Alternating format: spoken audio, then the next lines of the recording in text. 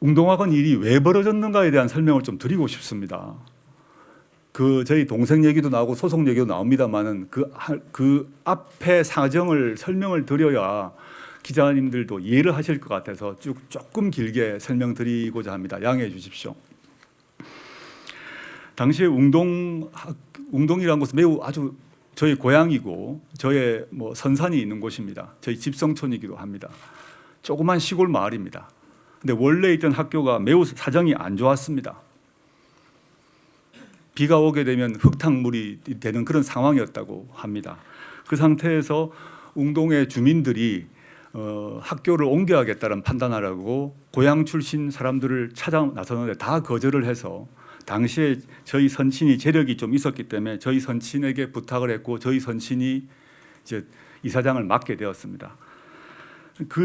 들어가서 저희 선친께서 거기서 돈을 빼왔느냐? 통상 말한 사립학교에서 이사장, 활동비, 차량 제공 하나도 받지 않았습니다.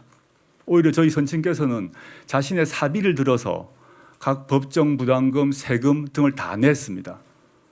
돈을 받아온 적이 없습니다. 제가 이번 기회에 기록들을 한번 찾아보았습니다. 어쩔 수 없이 제가 질문이 나오실 거 인사청문회 용으로 보시면 이때만 하더라도 저희 선친께서 각종 법정 부담금 몇 천만 원씩을 다 스스로 자신의 돈으로 낸 것이 확인됩니다. 그리고 2010년 이사회 회의록을 보면 김형갑 이사께서 이렇게 말씀하십니다. 그동안 조변현 이사장님이 우리 법인을 이끌어오면서 물심양면으로 지대한 공헌을 했다. 교육청으로부터 운동장 부지를 불화받고 학교 이전 공사에 거액의 사재를 출연하고 지금도 매년 7,800만의 재산세를 납부하고 있다라는 얘기를 기록에 나와 있습니다.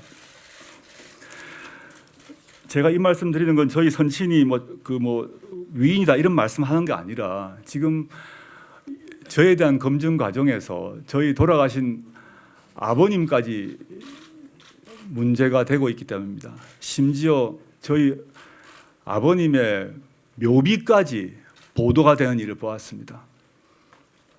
제가 참 불효자입니다.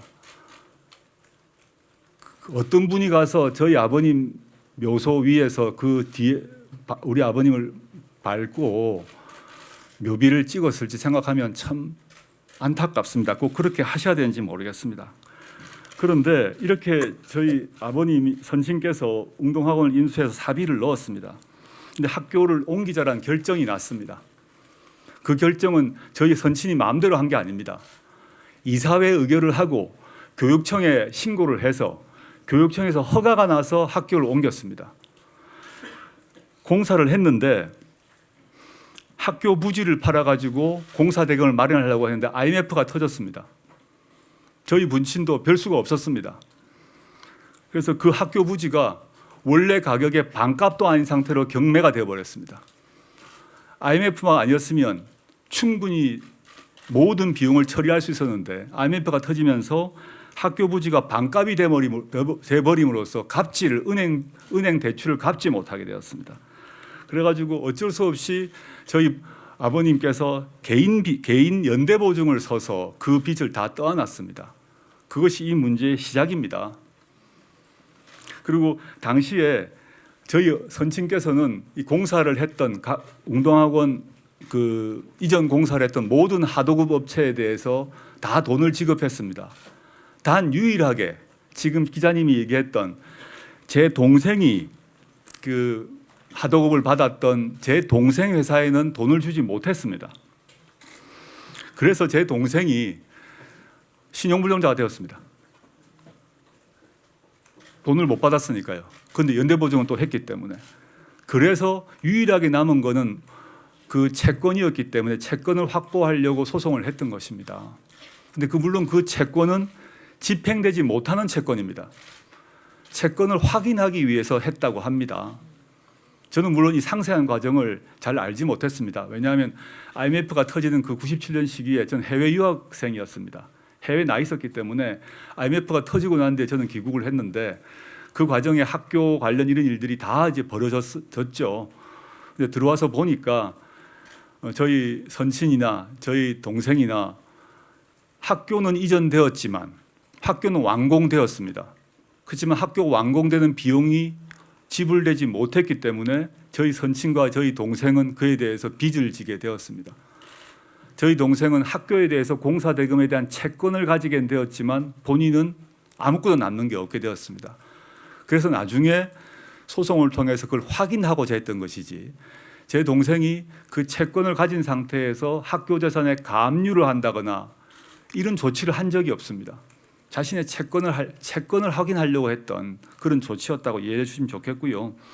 저희 그 이사회 기록을 저도 이번에 보았더니 저희 동생이 무슨 사무국장이란 것으로 이제 그 이사회에서 제 동생을 일시적이나마 사무국장으로 선정을 했던 것 같습니다.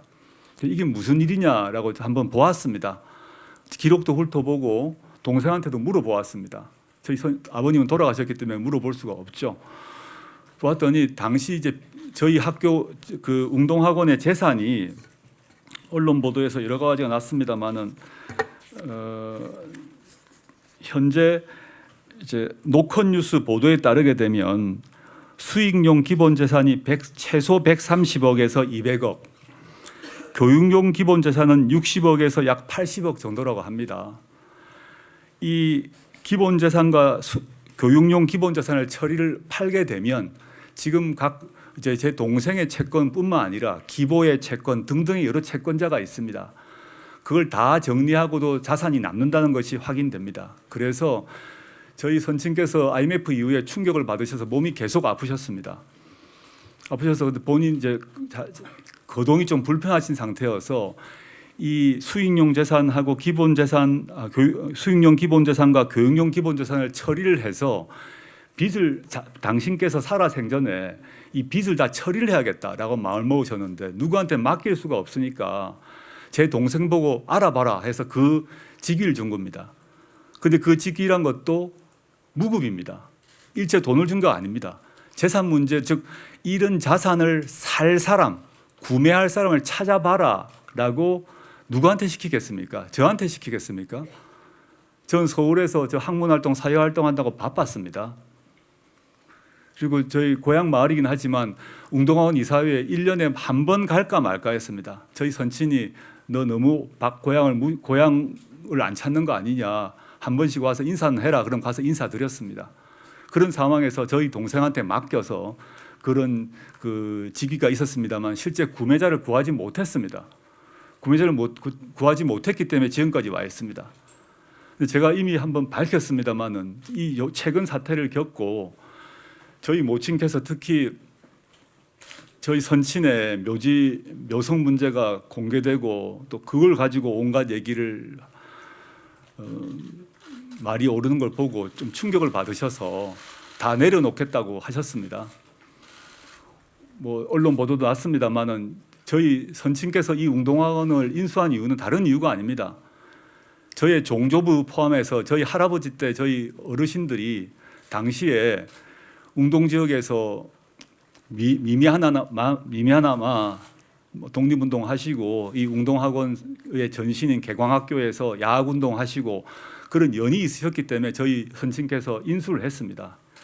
그렇기 때문에 그 저희 선친의 기업이 부도가 나는 와중에도 그 웅동학원에 자신의 사재를 털어서 웅동학원 공사를 완공을 한 것입니다. 이런 맥락은 좀 이해해 주십시오. 그리고 지금 이런 온갖 비난을 받는 상태에서 저희 어머니께서 이제 이렇게 말씀하셨습니다. 아니 너희 아버지가 이걸 보면 어떻게 하늘에서 이걸 보면 어떡하겠냐. 다 놓겠다. 다 국가나 지방자치단체에 넘기겠다 선언을 하셨고 저는 지금 이사는 아닙니다만은 제가 후보자직을 마치고 임명이 되든 안 되든 이 여러 재산에 대한 권리를 행사할 생각이 전혀 없습니다. 그리고 절차에 따라서 이사회 결의, 교육청 승인 등을 다 거쳐서 이 학원을 관선이사를 파견하든 뭐 어떤 방식이든 간에 법에 따라서 국가와 사회에 돌릴 생각입니다.